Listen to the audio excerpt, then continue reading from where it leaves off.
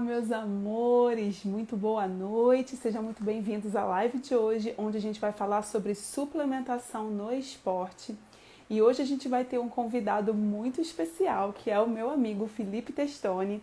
Tô só esperando ele entrar para a gente convidar ele.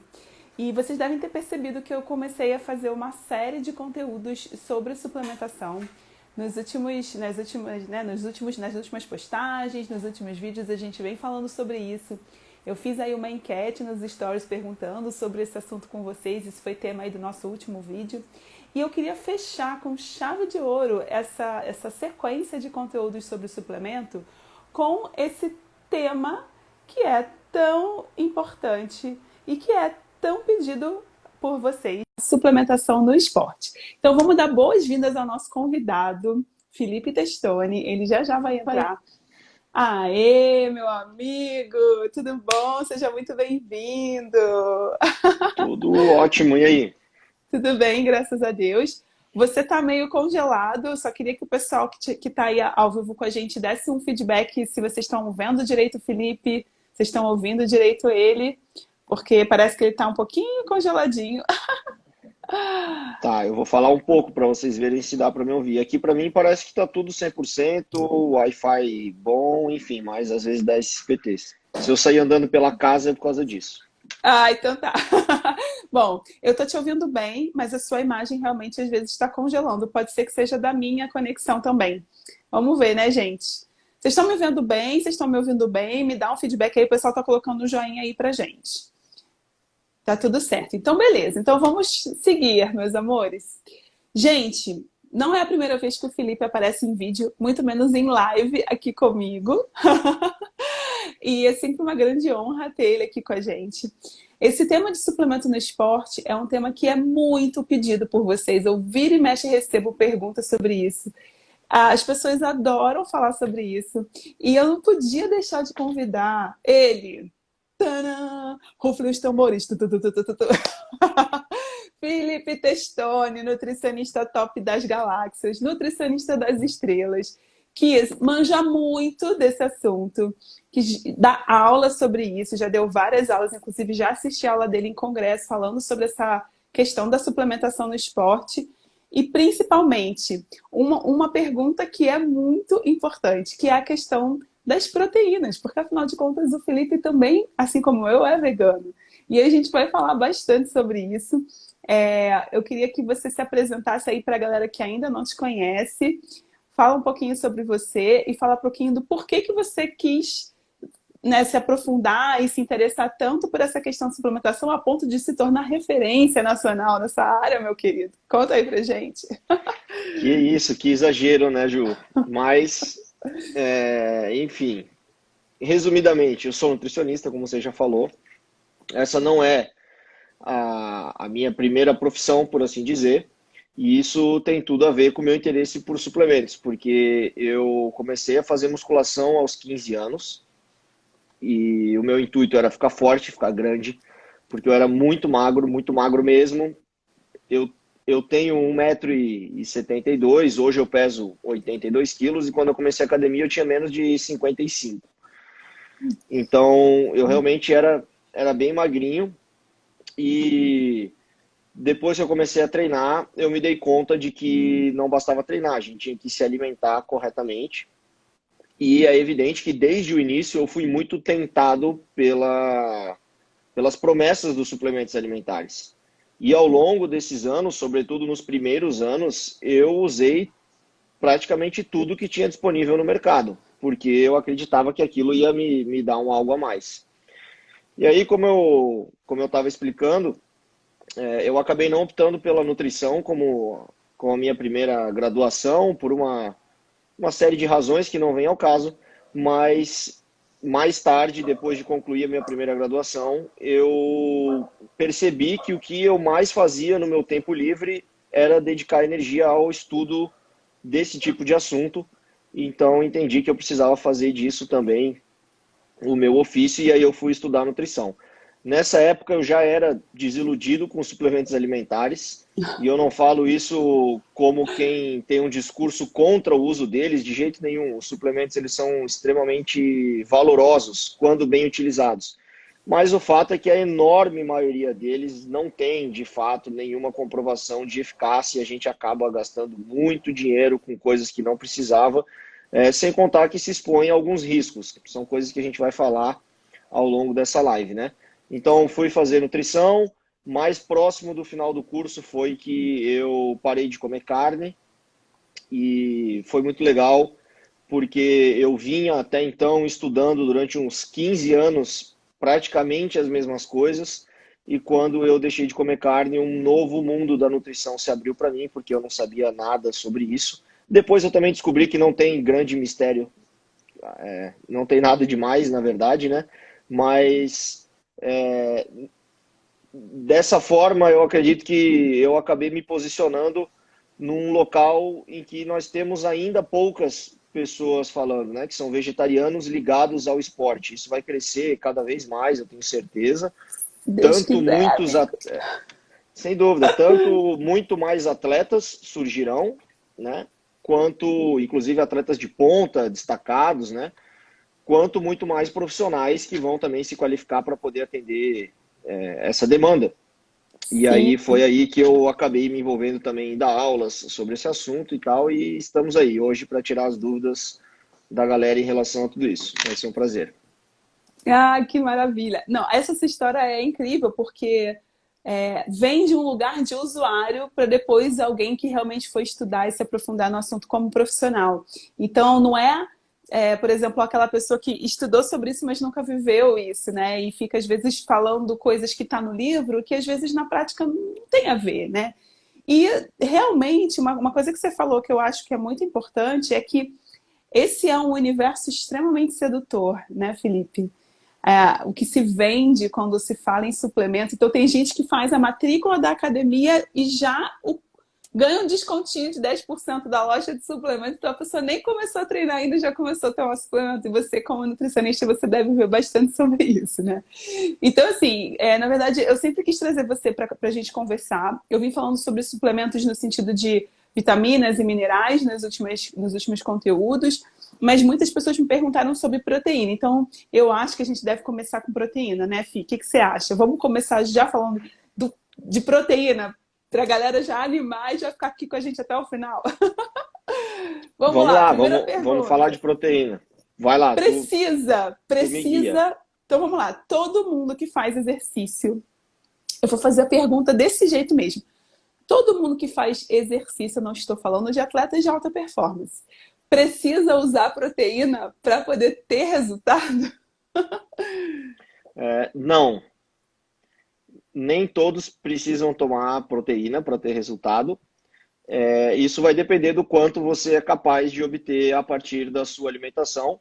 Inclusive, durante a minha preparação para o segundo campeonato de fisiculturismo que eu participei e tive a felicidade de ganhar, eu não utilizei proteínas. Inclusive, o meu treinador barra nutricionista, e ele é realmente treinador e nutricionista, além de ser um campeão aí há anos e anos e anos, se certificou no final da preparação de que eu realmente não estava tomando suplemento de proteína. Eu consumia tudo a partir da alimentação. Então, não é necessário. Agora, pode ser útil, tem o seu lugar? Sim, com certeza. A gente vai falar sobre isso daqui a pouco também, né? Tem uma pergunta aqui muito legal. Felipe, qual o futuro das proteínas vegetais? Elas vão tomar o espaço do whey? Adorei Olha, essa pergunta. tomara que elas tomem o espaço do whey. Não penso, tá? Sendo bem realista, que pelo menos nos próximos anos, a proteína vegetal vai superar a whey em termos de consumo.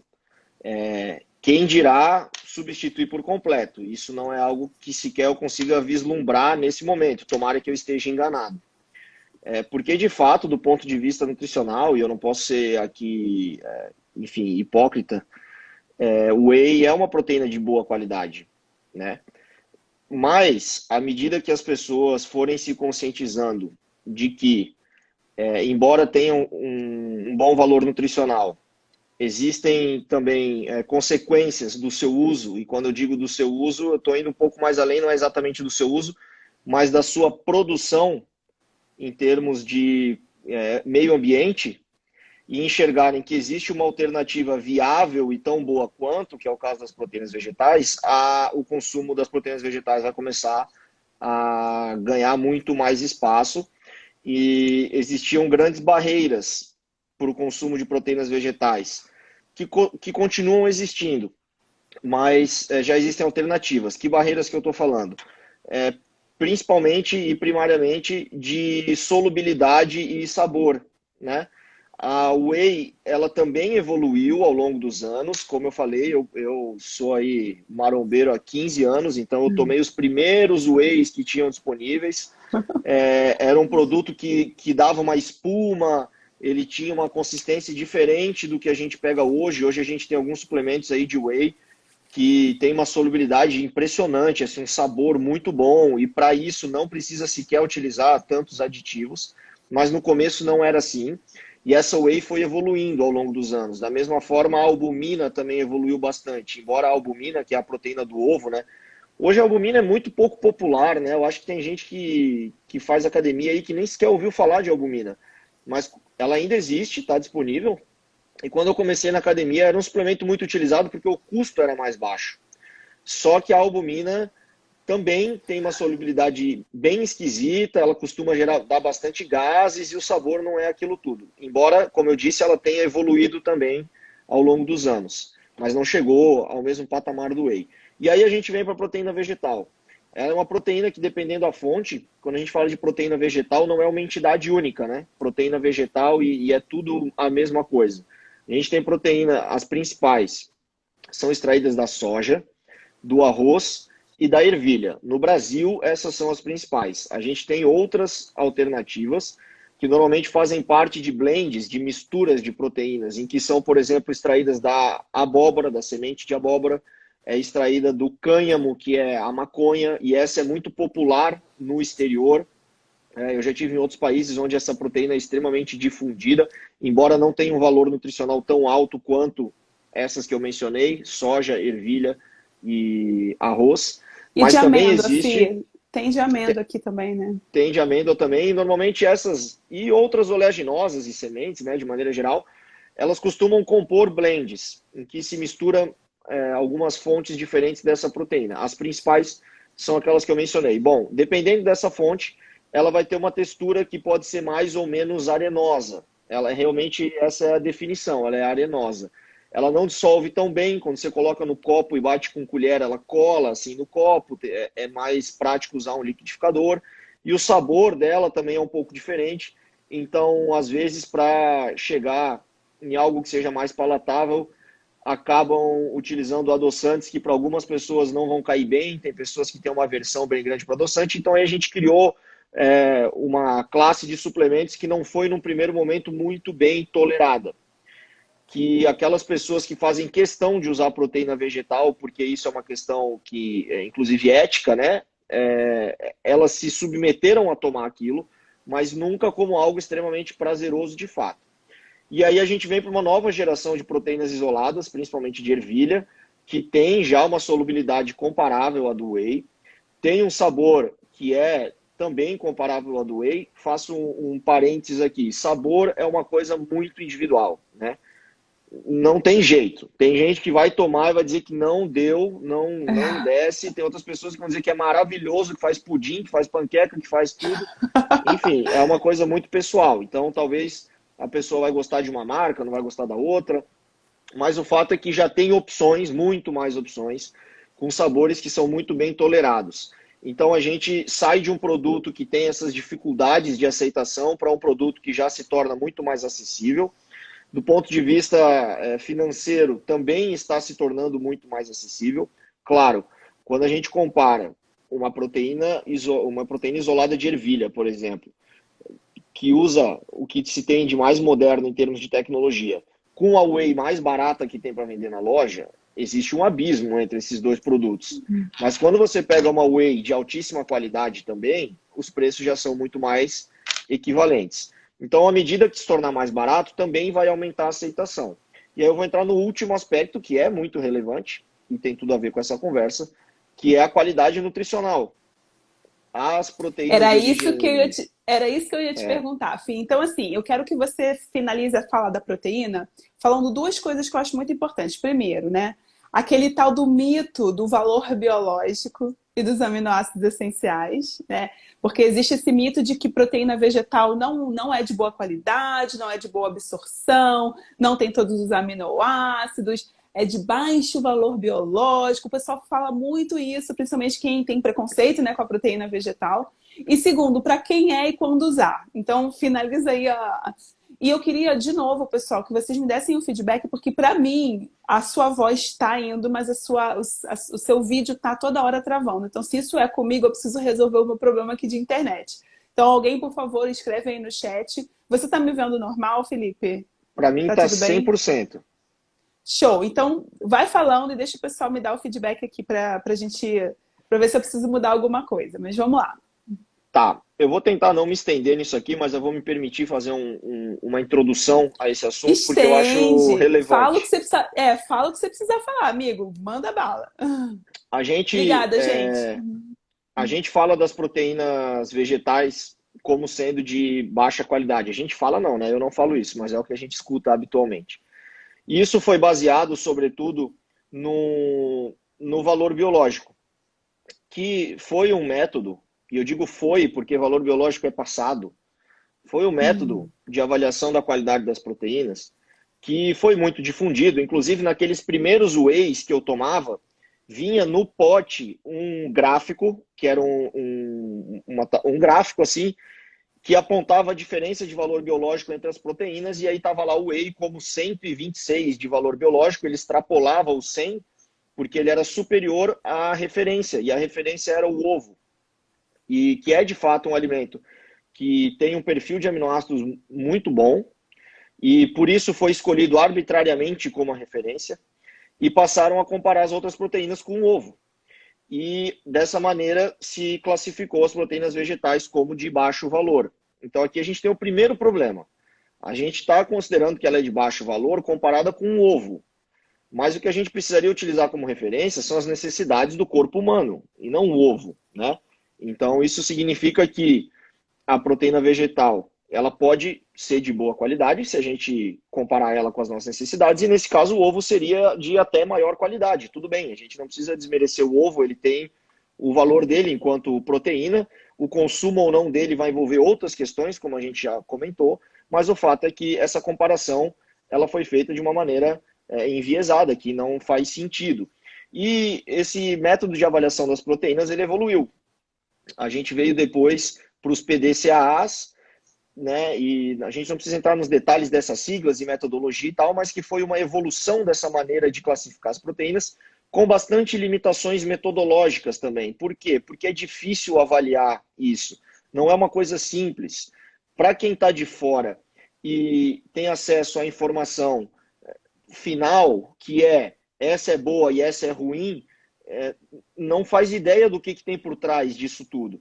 E tanto era limitada essa forma de classificar as proteínas que a FAO, né, que é uma organização internacional, é o braço da ONU que cuida de alimentação, fez um grande congresso, reuniu os especialistas do mundo para reavaliar isso e se criou uma terceira forma, chamada DIA. E essa forma de avaliar as proteínas, ela também continua tendo limitações. Entretanto, à medida que esses métodos foram evoluindo, a proteína vegetal foi ganhando no ranking também. Ela começou a ser vista de uma forma diferente. E o parênteses que eu ia fazer, e me permitir me alongar um pouquinho, é que faz 2 semanas, se eu não me engano, que eu fui convidado para ser banca de um TCC de nutrição. E o trabalho da menina foi justamente comparar esses 2 métodos e explicar quais são as diferenças entre eles, por que surgiu essa necessidade de reavaliar e tal. E deixou muito claro no final o quanto eles ainda são limitados. A gente ainda não tem condições de dizer com segurança que essa ou aquela proteína é de alta ou baixa qualidade. E eu diria até mais, a gente nem precisa classificar dessa maneira se a gente entender que a gente vai ter uma dieta variada que vai entregar aminoácidos de fontes diferentes que vão se complementar. Então, eu não preciso comer uma proteína que é a mega proteína com a maior qualidade do mundo, porque eu estou comendo proteína de todos os cantos. Isso seria relevante num contexto de uma alimentação extremamente limitada, de pessoas que sofrem de insegurança alimentar, inclusive, né? Vamos pegar uma população muito pobre que só tem acesso a consumir tubérculos, por exemplo, batata, raízes. É relevante saber o valor dessa proteína, porque ele obtém tudo dali. Então, isso tem uma importância. Agora, para a gente que está comendo de tudo em abundância, isso é completamente secundário. E aí, concluindo essa história desses métodos, a outra pessoa que estava na banca era uma professora, doutora, super experiente de bromatologia, que estuda a análise da composição dos alimentos, uma grande estudiosa. E me chamou muito a atenção a fala dela no final, que foi uma fala muito humilde, inclusive, onde ela falou que ela estuda a composição dos alimentos há 25 anos ou mais, e ela não tinha noção da dimensão ou da profundidade que existia por trás dessa avaliação da qualidade das proteínas, que para ela era uma coisa muito mais bem definida. Essa é boa, essa é ruim, essa tem alto valor, essa tem baixo valor, e ela se deu conta com esse trabalho quanto é mais complexo que isso. Então, a gente tem que ter cuidado com essas informações que são assim taxativas, porque elas nos induzem ao erro. Então, como eu falei, a gente que tem uma alimentação diversa vai obter aminoácidos de diferentes fontes. E aí, só para esclarecer, para quem eventualmente possa não ter conhecimento nenhum sobre esse assunto, os aminoácidos são os tijolinhos que formam a proteína, né? A gente come proteína, ela é digerida, ela é quebrada nesses tijolinhos que o nosso corpo usa para construir várias coisas. Construir cabelo, construir músculo, construir pele, construir inclusive hormônios e outras coisas. Então, quando se avalia a qualidade da proteína, o que está se utilizando como parâmetro para dizer que ela é boa ou que ela é ruim? Que aminoácidos são esses? Porque nem todos os aminoácidos têm o mesmo valor. Nós temos 8 aminoácidos que são chamados de essenciais. Essenciais por quê? Porque é essencial que eu me alimente deles. Eu não consigo produzi-los no meu corpo. E existem outros alimentos, outros aminoácidos, que sim, que o nosso corpo consegue produzir a partir de outros aminoácidos. Então, o nosso corpo consegue se virar com uma parte desses aminoácidos, mas a outra ele precisa comer. Então, quando a gente vai olhar para uma proteína, pensando na sua qualidade, quanto mais ela oferecer aminoácidos essenciais, melhor a qualidade dessa proteína. Mas isso desconsidera, como eu vinha falando, que a gente combina fontes de proteínas. Então, tudo bem se eu comer uma fonte de proteína que não tem tanto de um ou outro aminoácido, porque eu vou comer outra proteína que vai me entregar aquele aminoácido que faltou. E aí vem a famosa combinação do arroz e feijão, né? O arroz tem uma deficiência, por assim dizer, de lisina, enquanto o feijão de metionina, e aí elas se complementam. Isso não é só para esses dois alimentos. A gente pode usar o milho, a gente pode usar a ervilha do outro lado, a gente pode usar a quinoa, a gente pode usar o grão de bico, e por aí vai. Inclusive, antigamente se acreditava que era obrigado a fazer essa combinação na mesma refeição, necessariamente, e hoje já se sabe que não, que a gente pode, ao longo do dia, consumir essas proteínas de maneira, inclusive, separada. Por exemplo, fiz uma refeição que tem um macarrão com molho de tomate. Então, esse macarrão é feito de trigo, ele é um cereal, ele me oferece proteínas que têm uma limitação maior nessa lisina. E mais tarde eu comi uma sopa de feijão. Esses aminoácidos vão se complementar, porque o nosso corpo tem condições de fazer isso. É questionável se isso é tão eficiente quanto combiná-las para ganhar massa muscular, mas aí é uma segunda história, vamos esperar um pouquinho. O fato é que a gente consegue combinar esses aminoácidos ao longo do dia e vai ficar tudo bem. E aí eu vou só concluir esse raciocínio com as proteínas em pó, que é o que a gente está falando de suplemento. O que aconteceu? A indústria passou a enriquecer as suas proteínas com os aminoácidos que poderiam estar em menor quantidade, de formas que a gente tem hoje produtos que são completamente comparáveis com o whey. E eu fiz uma tabelinha disso esses dias para dar uma aula, inclusive, e eu mostrei lá que a proteína de ervilha de uma determinada empresa, ela era, inclusive, mais rica em leucina, que é o aminoácido que é o mais conhecido, porque ele tem um papel mais importante na síntese de músculos, né? E BCAAs, que todo mundo também já ouviu falar, depois a gente pode conversar sobre eles. Então, essa proteína de ervilha tinha mais lisina e mais BCA do que um outro whey comum, popular, vendido no mercado. Então, esse abismo de qualidade que existia, tanto do ponto de vista sensorial, né, a textura, o sabor, quanto nutricional, entre as proteínas de origem vegetal e o whey, ele está sumindo, e em alguns casos ele já foi superado, e a gente pode hoje consumir essas proteínas com muita segurança. É isso.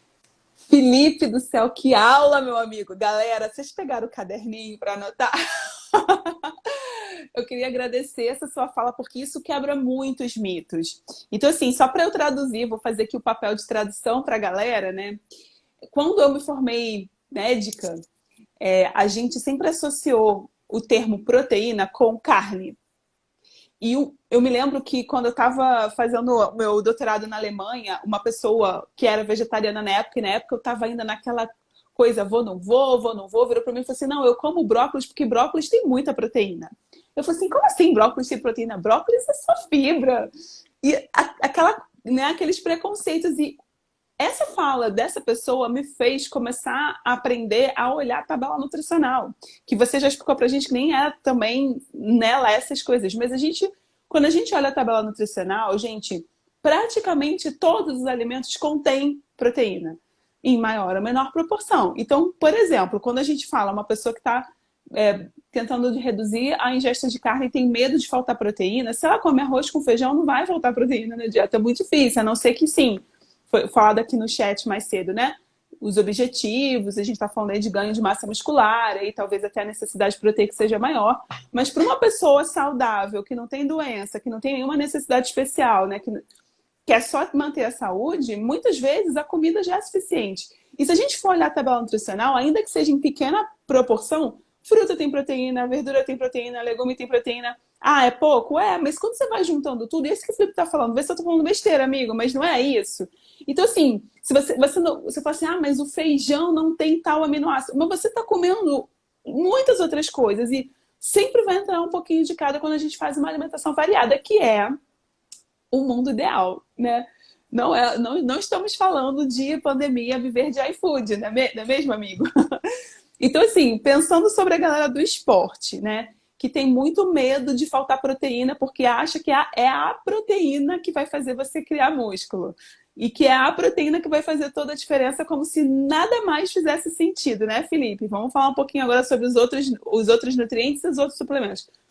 Se você tem uma alimentação adequada, será que realmente precisa? O Felipe ele ganhou uma competição sem precisar suplementar proteína, mas tu comia pra caramba, né, amigo? Explica aí Sim, mais ou menos como é que foi exatamente. isso. O que eu comia muito e é algo que não é viável para a maior parte das pessoas, inclusive em função da sua rotina diária. Hoje, para mim, não seria viável, né? Hoje, por exemplo, eu atendo no consultório de tarde à noite, né? Um paciente atrás do outro. Eu não tenho como ir lá e abrir um potão de marmita e gastar um tempo comendo ele. Então, de tarde, eu tomo a minha proteína em pó. E aí a gente já falou de uma coisa legal, Ju, que eu acho que vale a pena mencionar. A proteína não precisa ser tomada depois do treino, né? Ou Legal, só boa. quando eu treino. A proteína precisa ser entregue todos os dias em quantidade suficiente. Então eu posso utilizar ela no meio da tarde como um lanche junto com uma fruta, junto com uma castanha, de repente, ou outras opções também. E aí quando eu chego em casa, depois à noite, eu faço uma refeição sólida. Eu tenho pacientes que vão, por exemplo, chegar em casa super tarde, 11 e pouco da noite, e que comer uma comida sólida para eles não é o adequado, o ideal, porque eles não querem dormir com a barriga muito cheia, ou porque isso também gasta tempo e ele tem poucas horas de sono. Nessa hora ele prefere fazer uma vitamina com proteína em pó. Maravilha. Então a proteína em pó, ela funciona como um recurso de comodidade muito legal, que não precisa ser usado só no pós-treino, e digo mais, não precisa ser usado nem sequer só por quem faz exercício. Tanto é que a gente tem fórmulas infantis que tem proteína vegetal, para idosos também, e etc. Mas ela pode ser usada. E, ao mesmo tempo, ela não precisa ser usada. Então, tudo vai depender de um contexto. A gente tem que analisar esse dia para dizer se é ideal ou não utilizar ela. Então, vamos aproveitar e puxar o gancho da proteína, porque você falou aí de 15 anos atrás, você tomava um whey que fazia espuma, que a coisa evoluiu. Na minha época de maromba, quando eu era jovem, há 20 anos atrás, a moda era tomar massa. Então, assim, hoje em dia, quem entra na academia já compra o whey. Na minha época lá da academia do terceiro andar, onde eu saía toda suja de ferrugem, eu já contei isso pra você, né, Felipe? A galera, assim, entrava na academia, comprava massa. Inclusive, tinha uma marca que era, tipo, sinônimo dos marombas. O que aconteceu nos últimos 20 anos que as pessoas passaram a cortar carboidrato, que é o que vai fazer o seu músculo ficar, e passar ainda a usar proteína, às vezes consumindo até excesso, o que pode ter prejuízos à saúde. Fala um pouquinho sobre isso. Então, a massa, nossa, a massa, que é o hipercalórico, né? É um suplemento que eu habitualmente, assim, eu nem menciono ele quando eu estou falando sobre suplementos, porque para mim é uma coisa Você que tá não vendo, precisa existir. você tá vendo que eu sou muito old school, né, amigo? Não, mas ainda tem, ainda tem.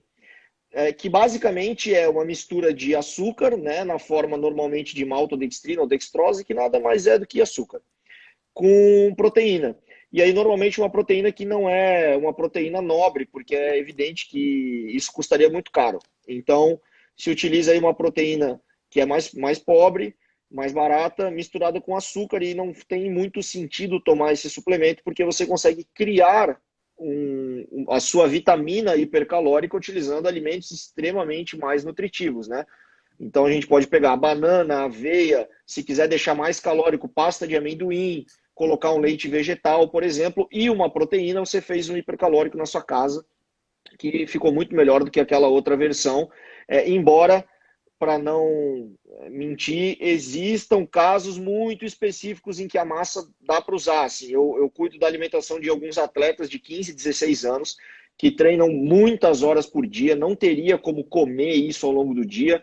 Não importa quanto comam, eles não ganham peso, porque eles gastam energia demais, a massa pode entrar aí em algum lugar. Mas, assim, para a grande maior parte das pessoas, esquece esse negócio de massa. E aí a gente vem para o carboidrato. O carboidrato é um nutriente que fornece energia para o nosso corpo, ele é o principal fornecedor de energia do nosso corpo. Não quer dizer que seja o único, porque o nosso corpo consegue obter energia de outras fontes também, mas ele é o ideal, né? Quando a gente fala, por exemplo, em utilizar corpos cetônicos como energia para quem faz dieta cetogênica, e ela se tornou bastante popular, a gente vai escutar também que o fulano de tal ganhou o Ironman com uma dieta cetogênica. Bom, primeiro que normalmente essas pessoas mencionadas são casos assim que sei lá se eles realmente existem.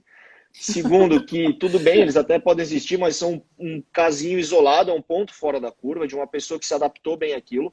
Mas a utilização disso como energia é uma adaptação do organismo, que exige dele muito.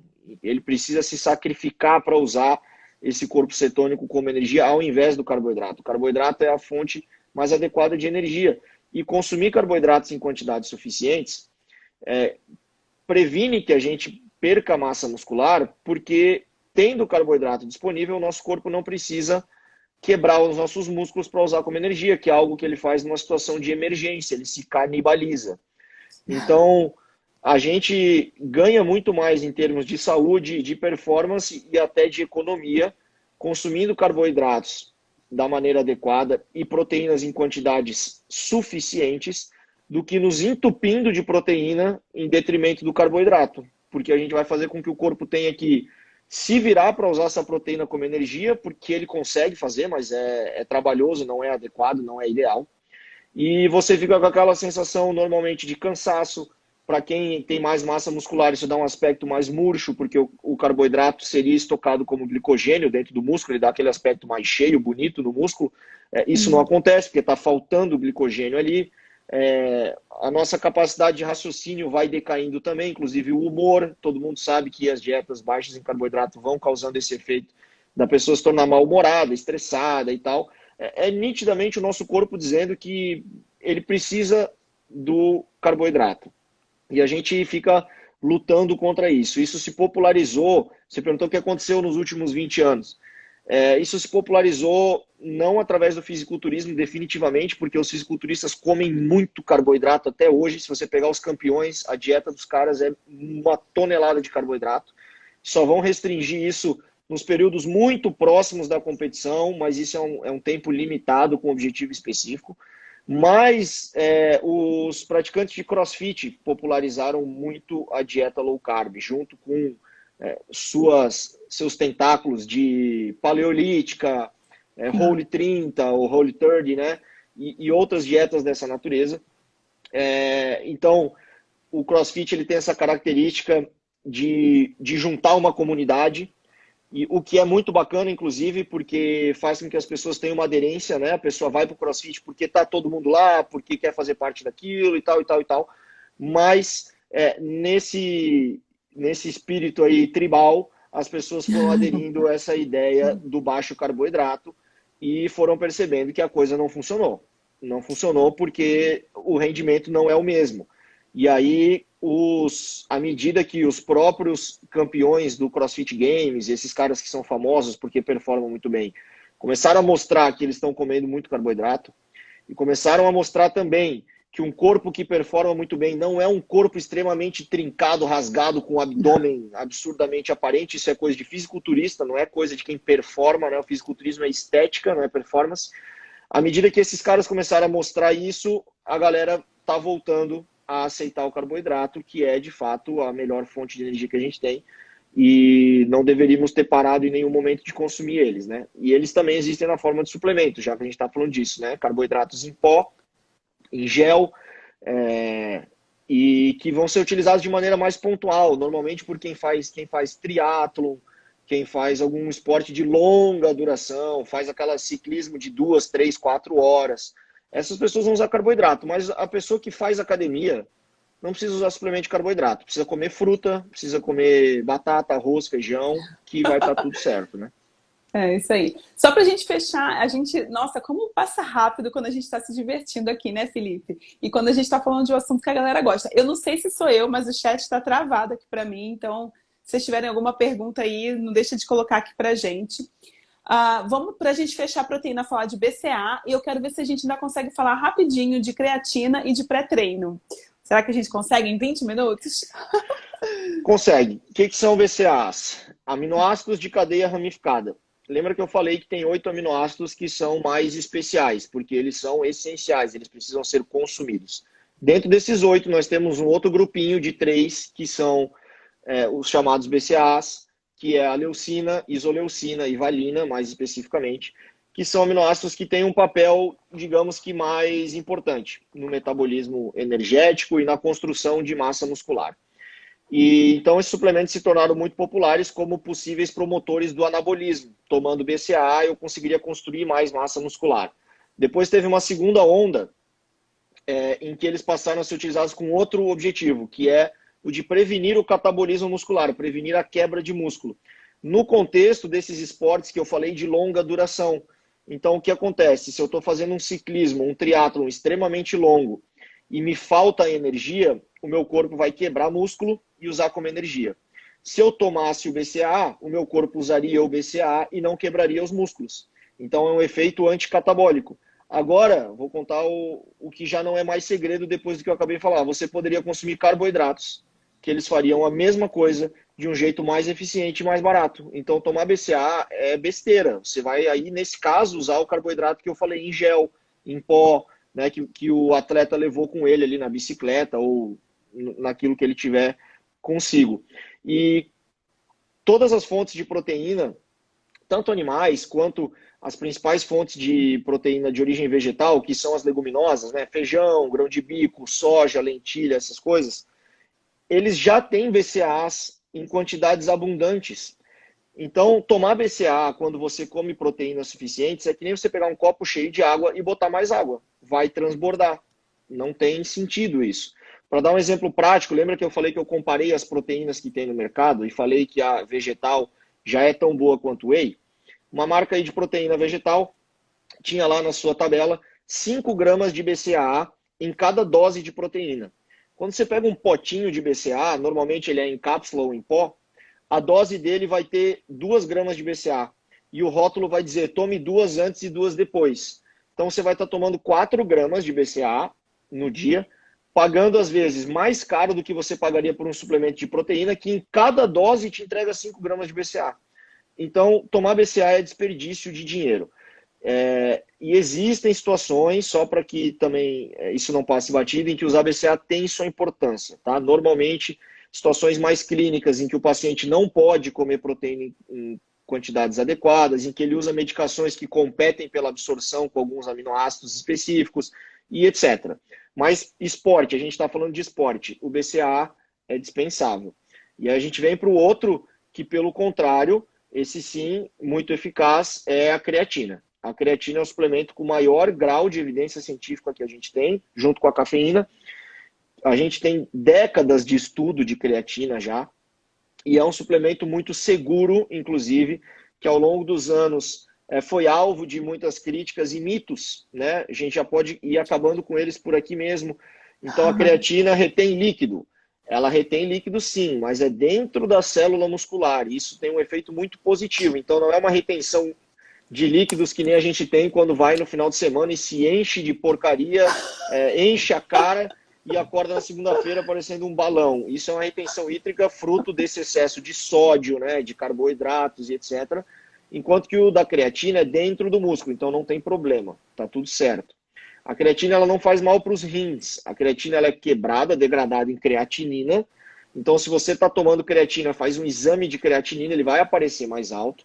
E a creatinina é um dos marcadores de lesão renal. Então, no início do uso da creatina, se postulou aí que ela poderia estar causando problema para os rins. Mas não se entendia naquele momento que ela naturalmente era quebrada em creatinina. Por isso que também uma pessoa muito musculosa tende a ter um exame de creatinina que vai dar um pouco mais alto. Então tá tudo certo, ela não faz mal para os rins.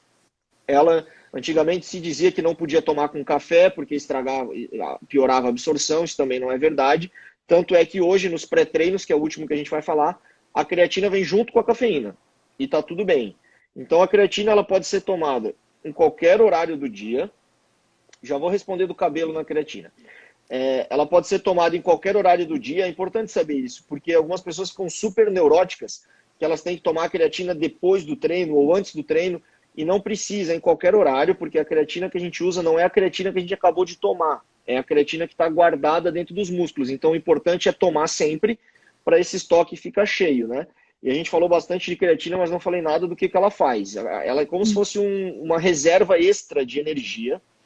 E quando a gente faz exercícios mais explosivos, que nem se a gente durante o futebol der um chute, ou durante uma luta der um soco, ou durante a musculação começa a nossa série de um exercício, de um supino, por exemplo, nesse momento mais explosivo, a creatina é a primeira coisa que a gente usa como energia. E se a gente tem um estoque de creatina maior, que a gente conseguiu tomando o suplemento, a gente consegue prolongar um pouquinho mais a capacidade de gerar essa energia. Então, de uma maneira vulgar, é como se você aguentasse fazer 10 repetições num exercício e tomando creatina você vai fazer 11 ou vai fazer 12. Não é uma mega diferença, mas isso, ao longo do tempo, vai contribuir para que você ganhe massa muscular. Existem outros mecanismos de ação da creatina, isso iria muito longe, mas esse que eu falei é o principal deles.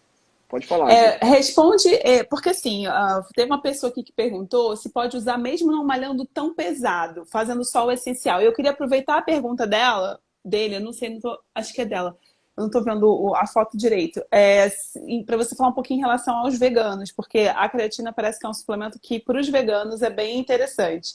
Tem a pergunta da queda de cabelo, o esquema lá de você saturar, e tem gente dizendo que tá maravilhoso você aqui. Eu também acho. Vamos lá. Responde aí, amiga. Vamos um pinga-fogo aqui para a gente conseguir responder tudo.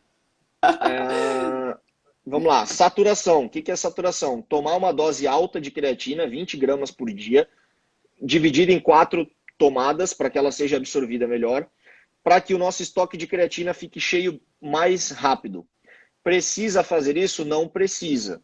Para quem que é interessante fazer isso? Para alguém que vai competir, por exemplo, numa prova daqui a 2 semanas e não vinha usando creatina e quer obter esses benefícios. Por exemplo, um atleta de natação. Então, mas eu não vou competir, não vou fazer nada, eu quero saturar. Posso? Pode saturar. A única coisa é que é inconveniente tomar esse negócio 4 vezes por dia. Mas se você estiver disposto, tudo certo. E se eu não saturar? Se eu não saturar, vai demorar mais ou menos 4 semanas para o meu estoque encher, tomando uma colherinha por dia. Daí eu já vou para a dose, que foi perguntada especificamente para veganos, mas não existe uma diferença de dose para veganos e para onívoros. É a mesma dose. Que dose que é essa? Mais ou menos entre 3 e 5 gramas. é 0,03 até 0,1 gramas por quilograma. Eu fiz também numa aula uma tabelinha em que eu mostrei que entre 60 quilos e 100 quilos, se você tomar 5 gramas, está tudo certo. Vai estar dentro do que se espera. Então fica bem mais fácil, tá? 5 gramas por dia é uma dose boa. E os veganos, eles não têm um estoque de creatina igual ao dos onívoros, porque eles obtêm isso através da carne e de vários tipos de peixes também. Portanto, quando usam creatina, tendem a ter um resultado mais interessante. Isso não quer dizer que ele vai performar melhor do que aquele que come carne. Não é isso. Isso quer dizer que ele vai obter mais benefícios da suplementação de creatina. Entendeu? Então, é um suplemento especialmente bom para veganos, assim como a beta-alanina, que é um outro suplemento que os veganos também se beneficiam bastante de usar. E o cabelo, eu não sei, tem algum abençoado na internet que deve estar disseminando essa informação, porque eu recebo essa pergunta toda vez. E quando eu vejo os nutris que eu acompanho para aprender com eles, eles estão respondendo essa pergunta também. E esses dias apareceu num patrocinado para mim também, e aí eu comecei a entender. Gente, existe um estudo mequetrefe muito mal conduzido na literatura que diz que a creatina poderia aumentar o DHT. O DHT é um metabólito da testosterona, a Ju entende mais disso do que eu, que é responsável ou pode contribuir para a queda de cabelo, tanto em homens quanto em mulheres, o seu excesso. Então, se a creatina aumentasse de fato o DHT, isso poderia contribuir para uma queda de cabelo, especialmente para quem tem já uma propensão genética para isso. Agora, vejam, a creatina poderia aumentar o DHT, que em quantidades muito altas poderia causar uma queda de cabelo, poderia... Gente, e é um estudinho de nada, então esquece essa história, a creatina não causa queda de cabelo, isso é besteira. Se eu falei besteira, tu me corrige, Gil. Não, é isso aí. E aí, vamos tentar fechar. Fala um pouquinho da beta-alanina da cafeína do pré-treino. E da beterraba. Tá. Ai, meu Deus, 5 minutos. Todos esses normalmente estão nos pré-treinos, exceto a beterraba, porque ela a gente obtém dos alimentos, o nitrato, né? Mas cafeína, creatina e beta-alanina são os ingredientes comuns dos pré-treinos, que normalmente vão vir adicionados de uma longa lista de substâncias que não servem para nada, mas que enchem o rótulo e saltam os olhos. Então, o principal do pré-treino você pode obter de outras maneiras. Não precisa ser tomando o pré-treino, que é a creatina, a beta-alanina e a cafeína. E que, de fato, o ideal nem é que sejam tomadas no pré-treino. Por quê? Porque a creatina e a beta-alanina precisam ser tomadas todos os dias, mesmo quando você não treina. Então, se você toma elas no seu pré-treino e você não treina, você vai ter que tomar o pré-treino em outro horário. E tomando pré-treino em outro horário, talvez signifique tomar cafeína numa dose alta num horário que você não quer. Então imagina que no sábado que você vai descansar, você vai usar o seu pré-treino porque você precisa da cafeína, da creatina e da beta-alanina, e junto você vai tomar lá 300 miligramas de cafeína, como tem alguns pré-treinos, vai ficar acordadão, estressado, ansioso no momento que era o seu descanso. Então o ideal não é tomar esses suplementos no pré-treino, a creatina e a beta-alanina. É ideal que você tome num horário separado, de forma que você possa continuar esse uso no final de semana, inclusive. E a beta-alanina, ela é um tamponante. Ela faz com que a acidez, né, metabólica, ela não consiga se elevar. Então, de maneira também grosseira, imagina que está fazendo um exercício e começa a arder o seu músculo a ponto de você parar em algum momento. Isso é a acidose metabólica. Tem muitos íons de hidrogênio ali, eles causam essa sensação. O nosso corpo tem vários sistemas tamponantes que tentam neutralizar esse hidrogênio, tanto dentro do músculo quanto no nosso sangue. A beta-alanina ela é precursora de uma molécula chamada carnosina. Essa carnosina, ela neutraliza esse hidrogênio. Então, é como se ela fosse lá e reduzisse essa sensação de queimação. Se reduziu a sua queimação, você consegue prolongar a sua série para mais um pouquinho. Isso vai te trazer um benefício adicional, que nem a creatina. E ela também tem seus efeitos, aliás, muito mais do que a creatina, só depois de um período bastante razoável de utilização. Os estudos mostram que cerca de 3 meses, alguns casos até 4, depende da pessoa. Então, a beta-alanina que você está tomando agora, ela vai fazer efeito quando ela for acumulada ao longo de 3 ou 4 meses e os estoques dessa carnosina estiverem bem grandes no corpo. E os tomadores de pré-treino, costumam gostar da sensação de coceira que a betalanina dá. Ela chama parestesia, então ela faz as mãos e o rosto ficarem pinicando. E o usuário tomou e ele tem a impressão que o negócio bateu. Então agora ele vai treinar com tudo. Só que na verdade não tem nada a ver. Essa parestesia é um efeito colateral que a indústria já descobriu como cancelar. Então hoje tem betalanina que não causa mais essa sensação.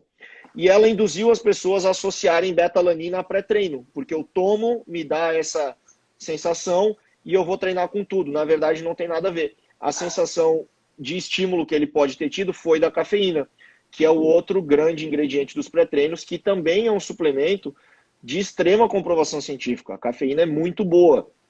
Agora sim, o efeito dela é limitado. Ninguém vai tomar cafeína e treinar como se fosse um ser de outro planeta, né? Algumas pessoas são mais e outras menos tolerantes à cafeína, né? Existe uma questão genética que faz com que algumas pessoas sejam chamadas de metabolizadores rápidos e metabolizadores lentos. Você não precisa fazer um teste genético para descobrir isso. É muito fácil. Você toma uma xícara de café ou um Red Bull e 20 minutos depois vai para a cama. Se você conseguir dormir, você é um metabolizador rápido. Se você não conseguir dormir, você é lento. Tem gente cobrando uma fortuna para te dizer isso. E agora você não vai precisar mais gastar. Então, quem é metabolizador... É verdade. Quem é metabolizador lento tem que cuidar para não tomar cafeína às 6 horas da tarde para ir para academia, porque pode ser que isso prejudique o seu sono. Mas a cafeína tem um efeito estimulante legal.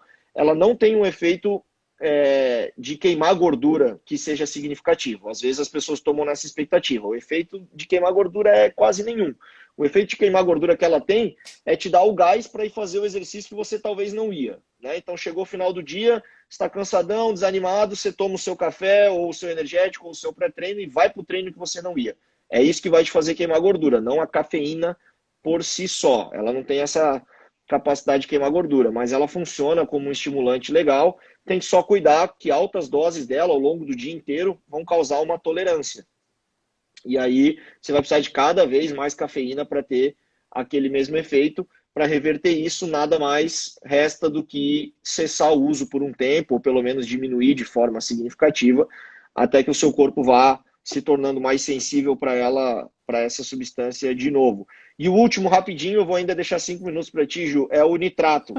O nitrato é uma substância que a gente encontra em muitos vegetais, e dentre eles a beterraba. Por que a beterraba ficou famosa e não a rúcula, que tem mais nitrato do que a beterraba? Porque você não vai tomar um suco de rúcula. Esse negócio vai ficar bem trash, né?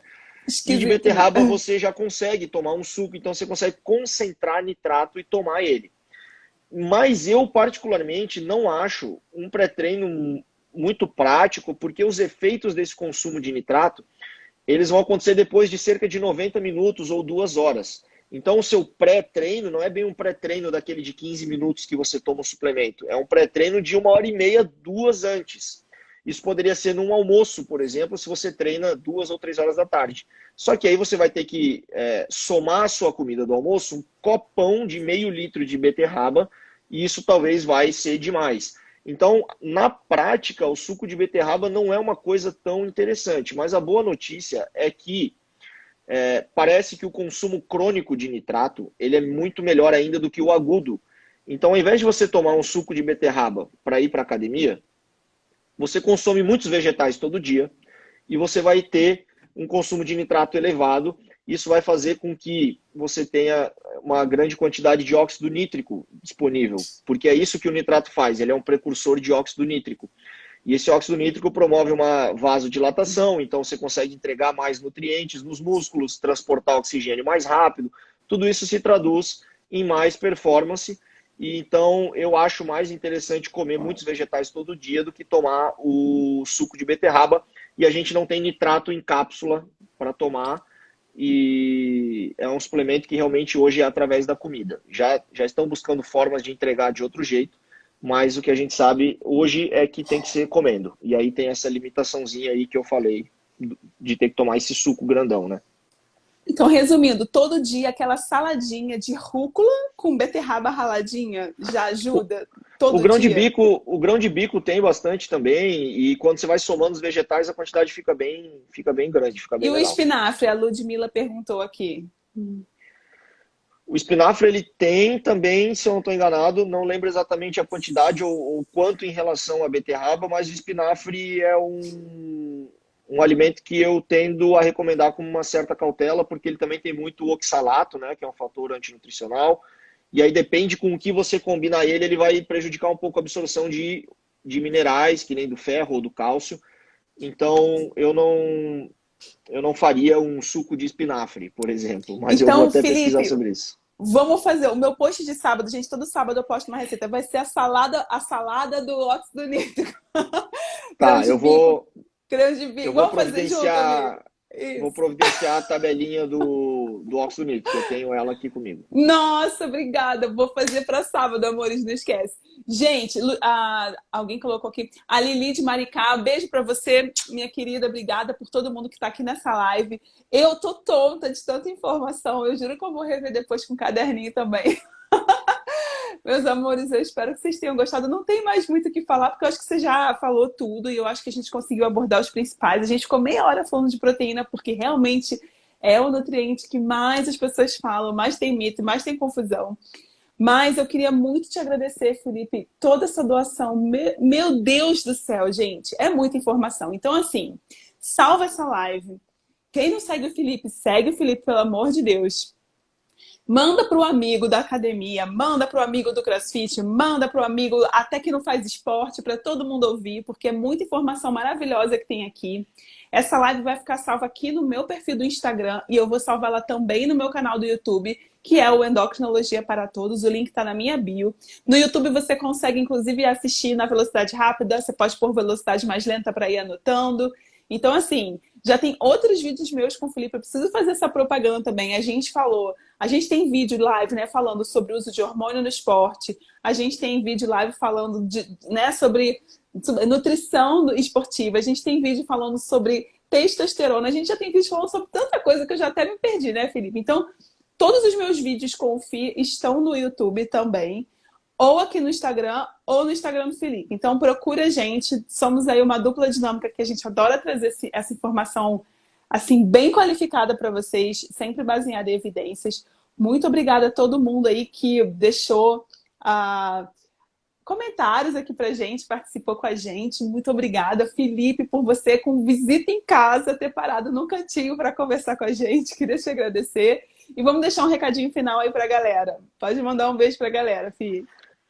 Ju, obrigado mais uma vez. Sabe que é um prazer imenso estar contigo sempre. Valeu a galera que está aí participando e tal. Eu falei super rápido para tentar realmente entregar o máximo possível. A gente vê que essa uma hora acaba sendo pouco. Eu vou falar.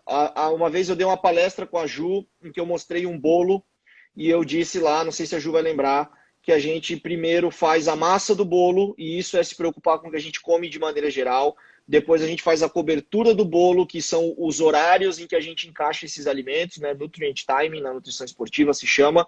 E por último, a gente vai colocar a vela ou a cereja do bolo, que é o suplemento. Tem um professor que eu gosto muito, Lancha, que ele diz que o suplemento é o quadro que você pendura ao fim de uma reforma. Então você não entra numa casa toda bagunçada da reforma e pendura um quadro na parede. Então você não entra e coloca um suplemento na sua dieta que está uma bagunça. Comece cuidando do básico, procura um profissional, se você tiver condições de fazer isso, e deixa para entrar com o suplemento depois, como a cereja do bolo. Não tenha dúvidas de que não é o suplemento que vai fazer uma mega diferença na sua vida, ele é um adicional, tem seu papel, mas tem muito mais para a gente fazer antes disso ainda. Beleza? Obrigado, pessoal. Um beijão. Até a próxima. Meus amores, um beijo, boa noite e até a próxima. Tchau, tchau. Tchau, Fih. Tchau, gente. Valeu. Valeu.